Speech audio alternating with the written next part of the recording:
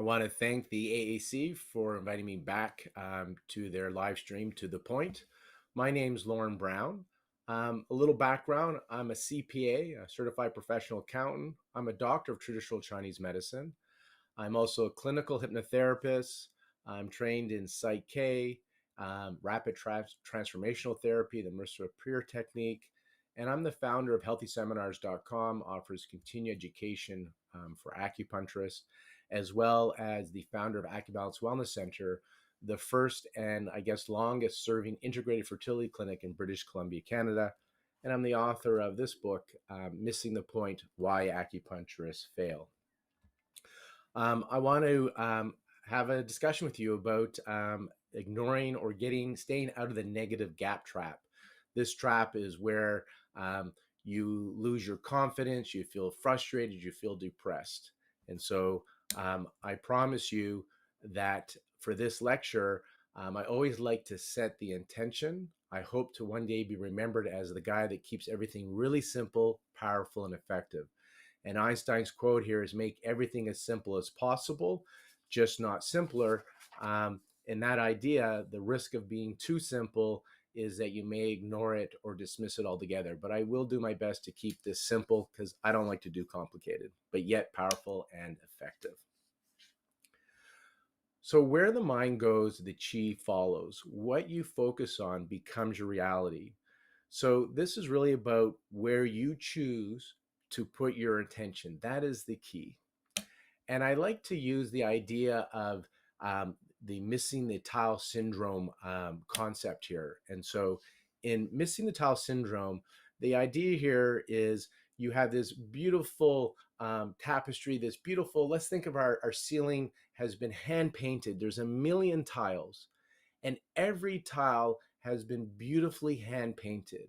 However, unfortunately, in the corner of the ceiling, one tile has cracked and half of it has fallen. And because of that, the museum has closed the exhibit and noticed it as worthless. And this is this idea that you have 999,000 beautiful tiles. But if you focus on that one damaged tile, then it becomes worthless. They close the exhibit. I like to say, where the mind goes, the chi follows. What you focus on becomes your reality. So if you have 9 good things happening and 1 bad, and you focus on bad, then you suffer. Life is not great.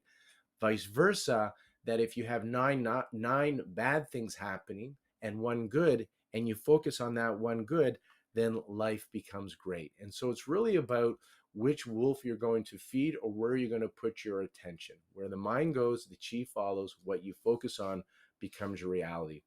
And I'm sure many of you who drive or have purchased a vehicle in your life have probably had this experience that once you've decided on a vehicle that you like, all of a sudden you see more of that make and model and maybe even color of that vehicle, that car on the road.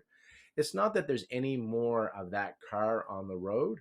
It's just that that's become your focus, and that's what gets percolated up from your subconscious to your conscious mind, and you start to notice that. You start to notice it more. These opportunities were always there. These vehicles were always there. But now that you've put a bit of focus there, you start to notice it more. And so this is how life happens. You start to notice things more. This becomes the life you live. And this is why you could live in suffering and stress, or you can live in joy and gratitude. Key word there is it's a choice. I really enjoyed a book called Minding the Gap, and it was by Dan Sullivan. He's a coach, and I really liked his metaphor, so I want to share my version of it. In this idea and how to stay out of this gap. The gap is where you do not want to be. He gives this idea that you set sail basically, and you untie your boat from land, and as you set sail, you look out to the horizon.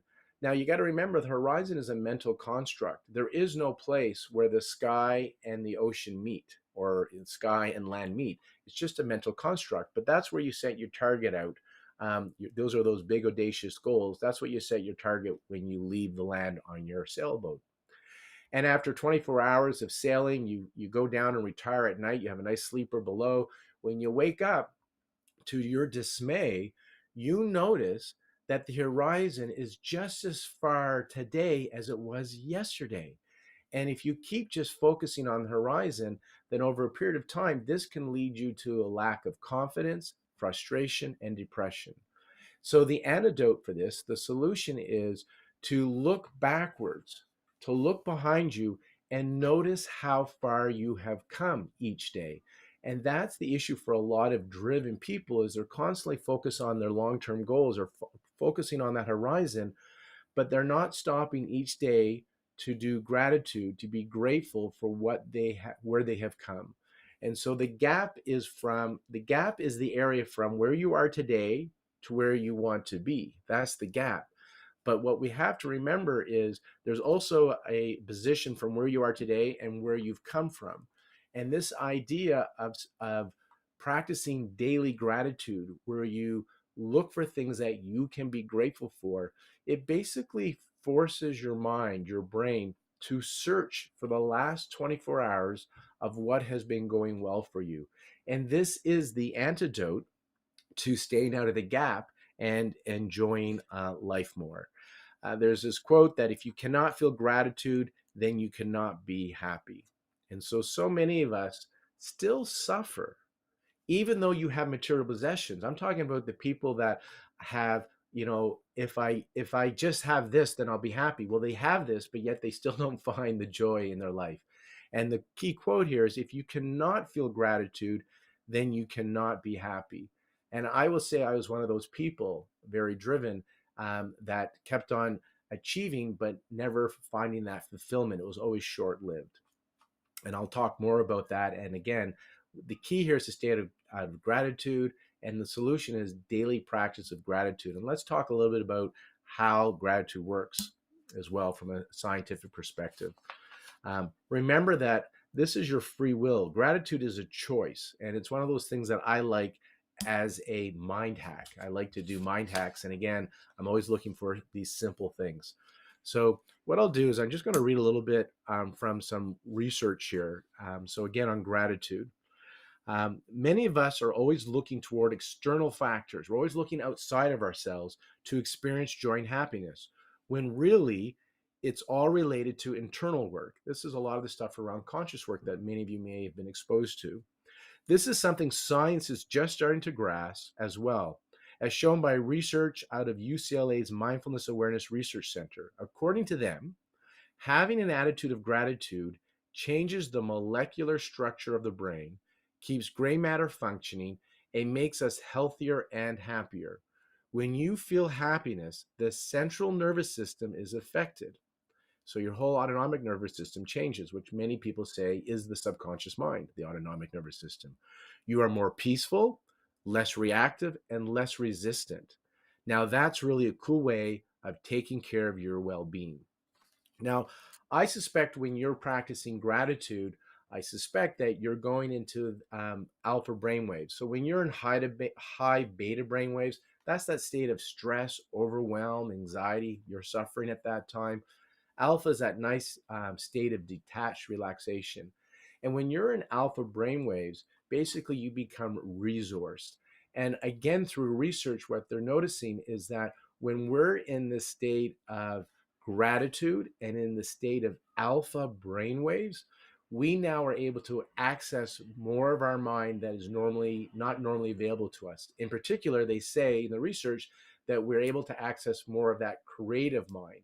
And so when you're in that stress response in high beta, you're likely focusing on the problem. And when you go into gratitude, it has a shift in perception and it takes you from focusing on the problem to now focusing on the solution.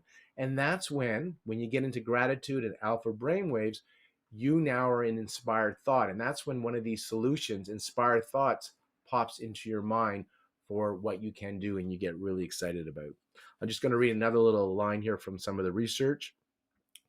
Scientists have discovered that feelings of gratitude can actually change your brain. So they're measuring things and seeing the brain structure changes, synapses that fire together, wire together. And feeling gratitude can also be a great tool for overcoming depression and anxiety.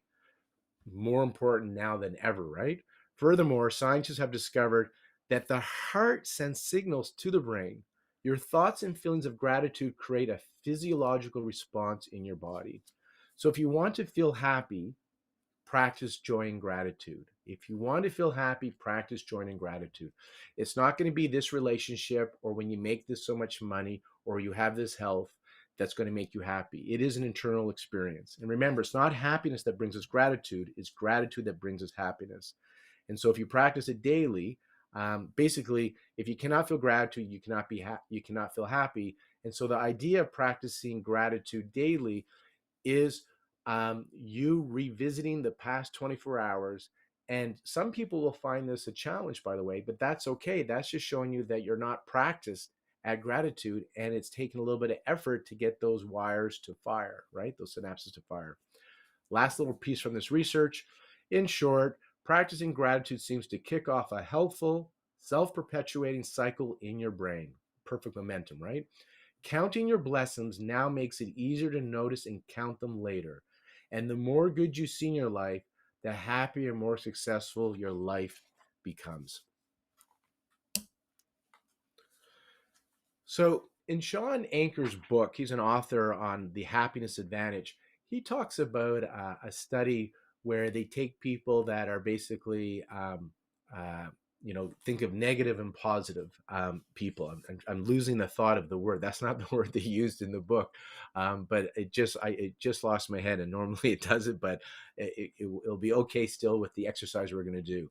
So he has two groups of people. And one group, both groups actually are asked to count how many images they see in the magazine, and it's timed. And this was a magazine made for the study. And what they notice is the people that I'm going to call it negative again, negative thinking, right? Things don't go well for them, victim thinking, versus the people that are lucky, good things happen to them. Um, the ones that were in the negative thinking group, they took longer to complete the exercise than the positive mindset group. And that's not the terms they use, by the way, but it will work for what we're doing now.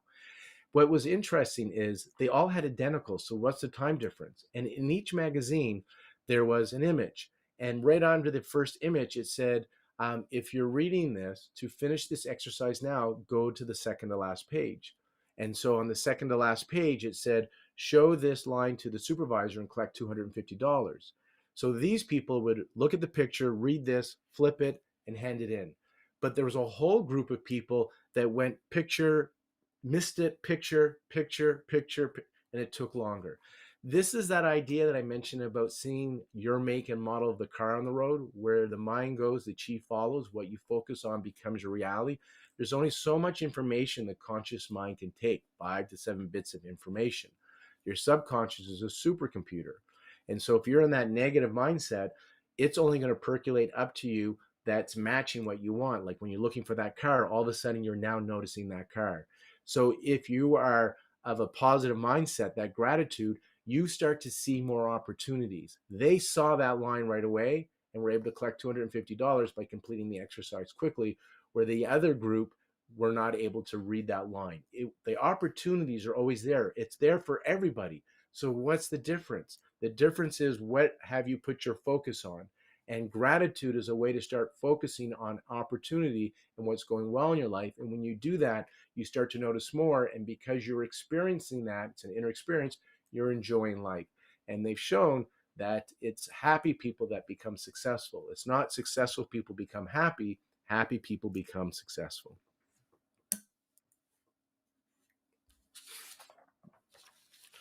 And there's that quote, successful people are happy, happy people are successful. We often think, if I get this, then I'll be happy. And that is not how it works.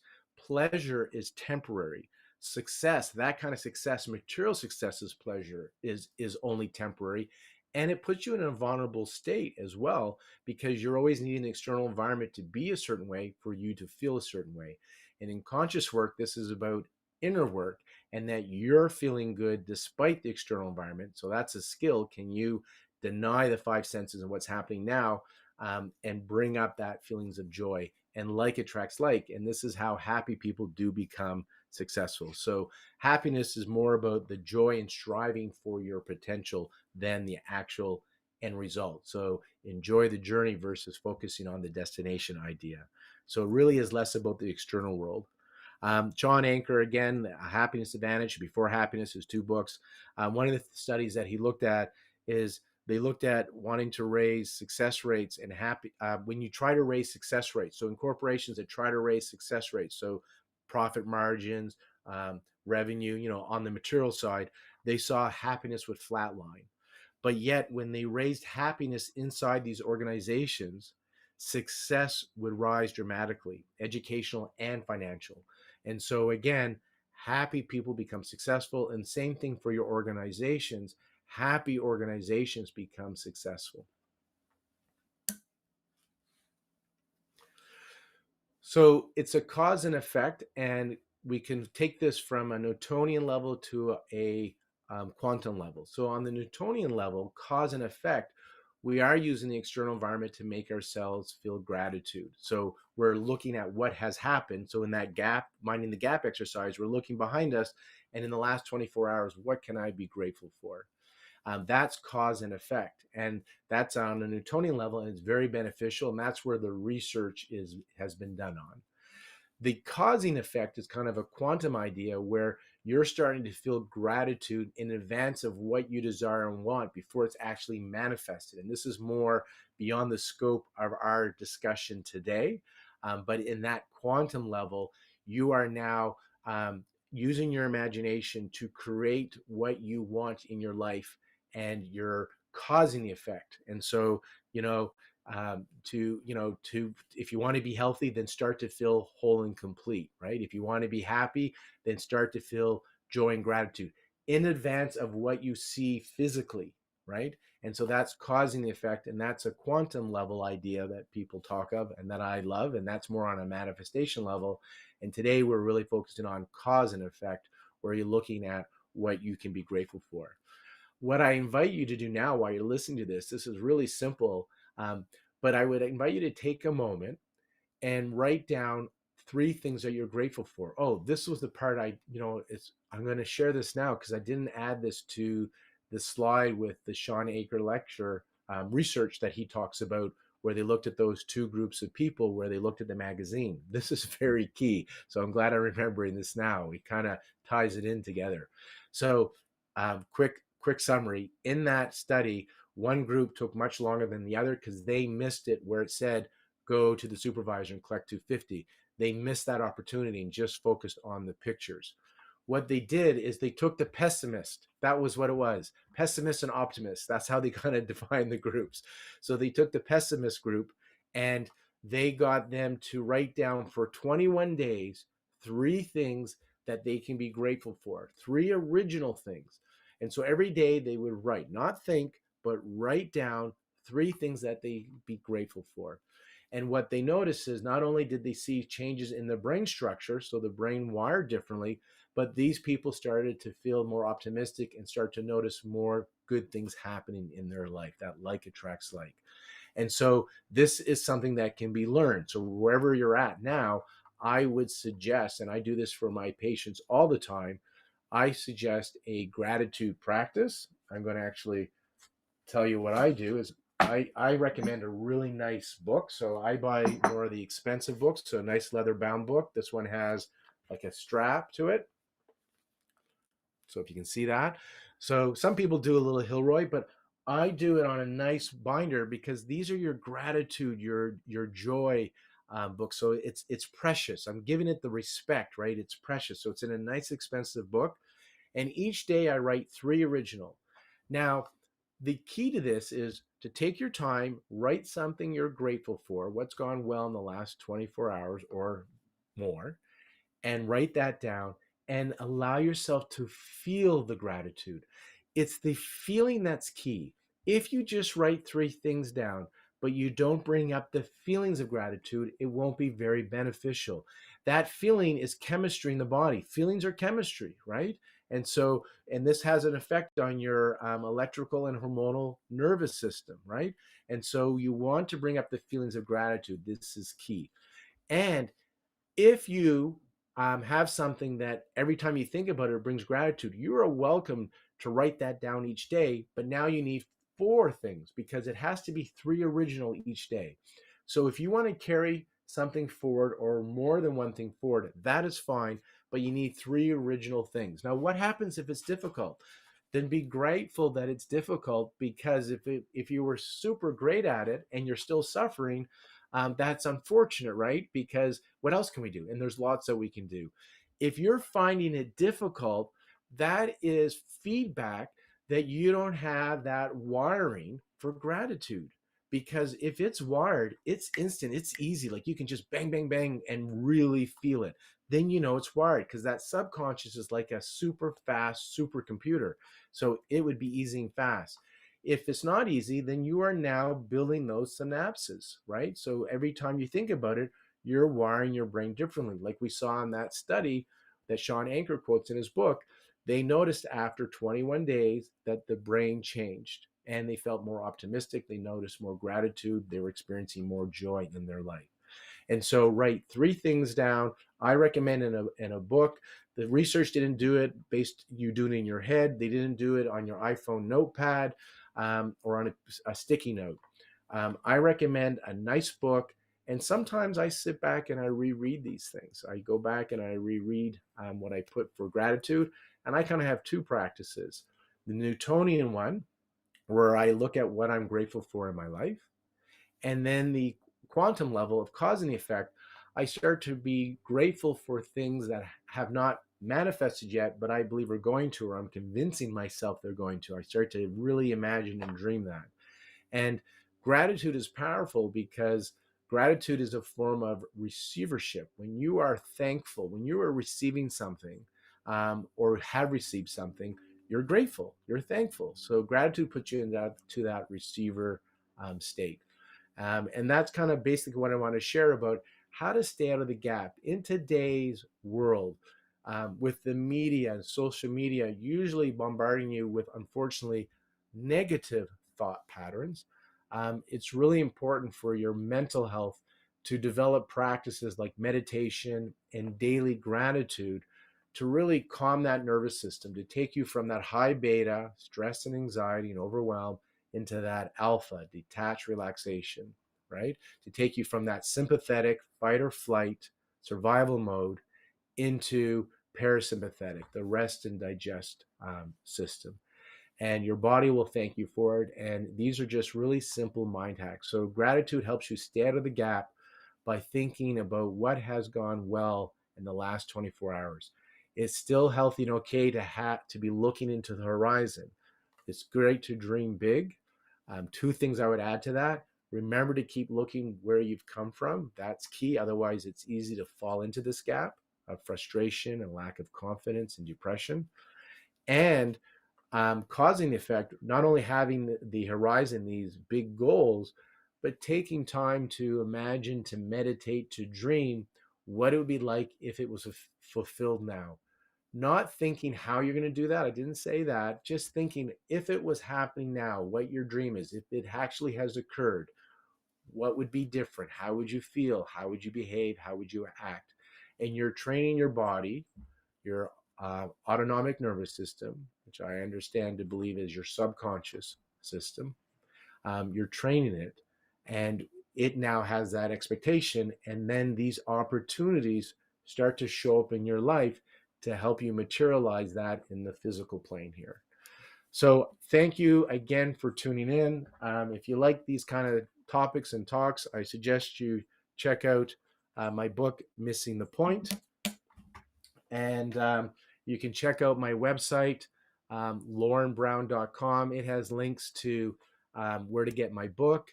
It has links to my website that I founded, Healthy Seminars, where you can great continued education for PDA and CEUs.